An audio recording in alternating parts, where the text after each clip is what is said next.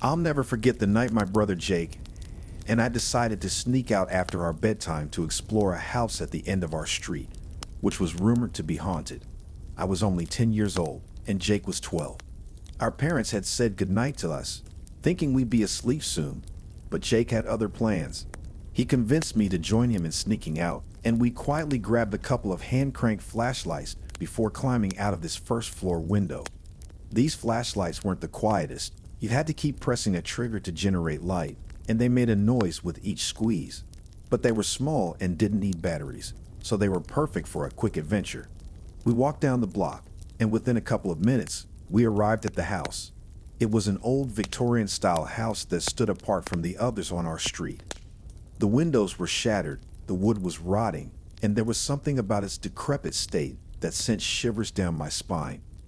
Jake, who was always the braver one, decided we should check out the backyard first. He was determined, and I was terrified, but I followed him. The back door was locked, which gave me a bit of relief. I thought we'd have to leave, but Jake wasn't ready to give up. He found a piece of wood lying in the tall grass and used it to smash one of the already cracked windows.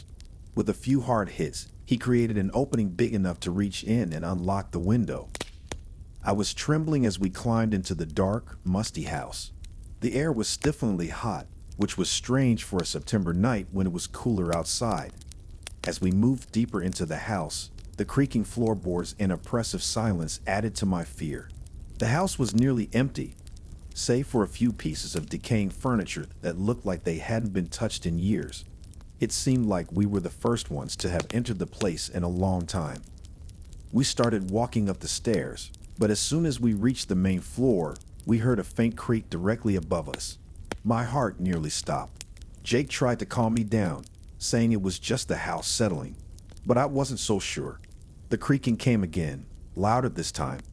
Jake, being the older brother, felt the need to prove his bravery. He began to climb the stairs leading to the second floor, ignoring my pleas to leave. As we reached the top, there was a door right above where we had heard the noises. Jake, still cranking his noisy flashlight, moved closer to the door, his hand reaching for the doorknob. But then he stopped. Confused, I watched as he pressed his ear against the door, trying to listen. Everything was silent, until a loud sudden bang from the other side of the door made Jake stumble back, clutching his ear in pain. In a panic, we dropped our flashlights and bolted out of the house, not stopping until we were back home. We were so noisy when we returned that our parents quickly discovered us out of bed. When we told them what had happened, they didn't believe us and grounded us for a week. 2 nights later, I woke up to a strange sound coming from outside my window. It was the familiar clicking noise of a hand-cranked flashlight. I sat up in bed, and through the small gap in my blinds, I saw a faint light flickering outside. My heart pounded as I got up to look, but just as I peered out the window, the noise stopped, and the light vanished. There was nothing but darkness outside. The next day, I could barely remember what had happened and still hope to this day that it was all just a bad dream. This story happened during my first year at university. I had just made friends with a few other students, and we were all getting used to the campus, which had a reputation for being haunted. The university was old, and its ghost stories were well known among students and staff alike. The janitors and security personnel often talked about strange occurrences, especially in the art and design faculty, which was housed in the oldest part of the campus. One afternoon, just before 5 p.m., my friend Sarah and I were attending a lecture in one of the older buildings. She suddenly needed to use the restroom and asked me to go with her. I agreed, seeing it as an excuse to take a break from the lecture. The bathroom was located in the supposedly haunted section of the building, but we didn't think much of it. Sarah rushed into one of the stalls, and I waited outside, leaning against the wall. After a few minutes, I started to feel impatient and decided to head back to class without telling her. I'd assumed she wouldn't be long, but just as I settled back into my seat, Sarah burst into the classroom, looking pale and shaken. She told me that while she was in the stall, she'd heard the sink's tap turn on by itself. At first, she thought I was playing a prank on her, but when she opened the stall door, she saw that no one else was in the restroom. However, The stall next to hers was locked from the inside. Thinking it was someone else, she called out to see if it was me. But when she looked under the stall door, there were no shoes, no legs, nothing. Yet she could hear whispers, soft and feminine, coming from that stall. Frightened, she left the restroom without saying another word. We later learned from one of the janitors that the restroom was known to be haunted by the ghost of a woman who supposedly resided in the stalls. No one was supposed to use the restroom after 5 p.m. Hearing this sent chills down our spines, and from then on, we made sure to avoid that bathroom after hours. I'm not saying that I fully believe in ghosts, but everything I've told you is exactly how it was told to me. Whether the stories from my friend and the janitor are true or not, I'll never know. But the experience definitely made me more cautious about staying late on campus. A few months ago, while I was serving as a missionary in Japan, something happened that I'll never forget. I had been in Japan for almost 2 years, and my time there was coming to an end. I was stationed in Kyoto, a city I had always dreamed of visiting, with its rich history and beautiful temples. My companion and I spent our days knocking on doors, hoping to find someone interested in learning about Christ. One evening, we found ourselves in a run-down part of the city, standing outside a shabby apartment building. The building was old and poorly maintained, and it reeked of neglect. We decided to knock on one more door before calling it a night. A middle-aged man answered, his clothes worn and his expression odd. He greeted us with a strange smile and, instead of answering our questions, invited us inside.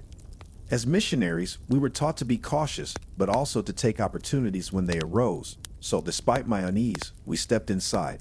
The smell inside the apartment was even worse, an overwhelming mix of marijuana and something else, something rotten. The apartment was tiny, with just a small entryway, a bathroom to the left, a cramped kitchen to the right, and a multi-purpose room straight ahead. The room had only a small table, a TV, and a bed. The man sat us down at the table and began to rant. He was clearly drunk, and as the conversation went on, his ramblings became more disturbing. He talked about how much he hated Christians and how he wanted to hurt them. My companion and I exchanged nervous glances but kept our composure, hoping he wouldn't realize who we were. At one point, the man leaned in close and said, "I'm going to tell you a secret, but you can't tell anyone." He then reached under his bed and pulled out a box. Inside were stacks of cash, thousands of yen. It was real, and there was a lot of it. He proudly told us that he was involved with the Yakuza, the Japanese mafia, and that the money was from his illegal activities. Realizing the danger we were in, my companion and I tried to come up with an excuse to leave, but the man wouldn't let us go. He rambled on about his hatred for Christianity, his ties to the Yakuza, and his life of crime. We were trapped, sitting across from a man who could potentially kill us if he decided we were a threat. Finally, we saw an opportunity to leave. We stood up, thanking him for his time, and quickly made our way to the door. The man stood up too and began to reach for something in the box under his bed. We didn't wait to see what it was. We bolted out of the apartment and ran all the way back to our home. I shudder to think what might have happened if the man had been sober, or if he had realized the extent of what he had just revealed to us. As it was, we were lucky to escape unharmed. I'll never forget that night, and I'll always be grateful that we made it out alive. When I was 15, I had a terrifying experience that I still think about to this day. I was home alone one night, playing video games in my bedroom, which was oddly located on the first floor right next to the living room. It was a strange setup, but I was used to it.